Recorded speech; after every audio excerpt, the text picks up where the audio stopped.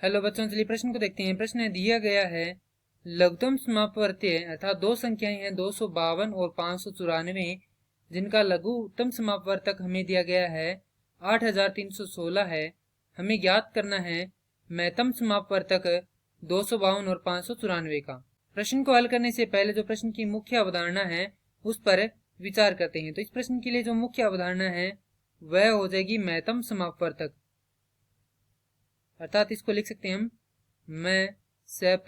तो इसकी परिभाषा होती है वह सबसे बड़ी संख्या जो दी गई संख्याओं को समान रूप से विभाजित करे महत्तम समापवर्तक कहलाती है।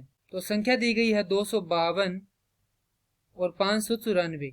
किसी भी संख्या का महत्तम समापवर्तक ज्ञात करना हो तो उसके अभाज्य गुणनखंड में जो भी उभयनिष्ठ संख्याएं हैं वो क्या होती है, माफ कीजिए, उनका गुणनफल है वो क्या होता है, महत्तम समापवर्तक होता है।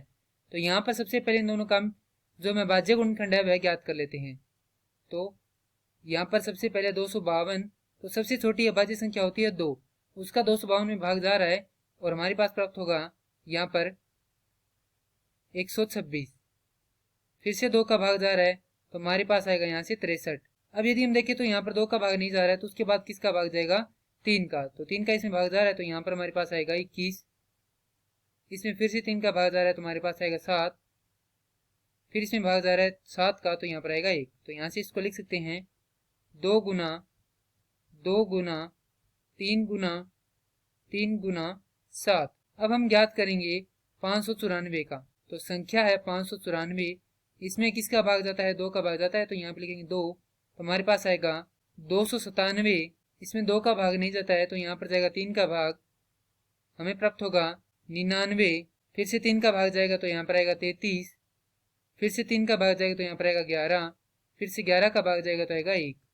तो यहाँ पर हमारे पास प्राप्त होगा 2 गुना 3 गुना 3 गुना 3 गुना 11। और जैसा कि हम देख सकते हैं कि यहाँ पर उभयनिष्ठ संख्या कितनी है, एक तो 2 है, दूसरी 3 है और फिर से क्या है, 3 है। और इनका गुणनफल क्या होगा, 2 गुना 3 अर्थात 18। तो दी गई संख्याओं के लिए जो महत्तम समापवर्तक है वह क्या हो जाएगा, 18 हो जाएगा। और यही हमारे प्रश्न का उत्तर है। मैं आशा करता हूँ कि यह प्रश्न आपको समझ में आया होगा। धन्यवाद।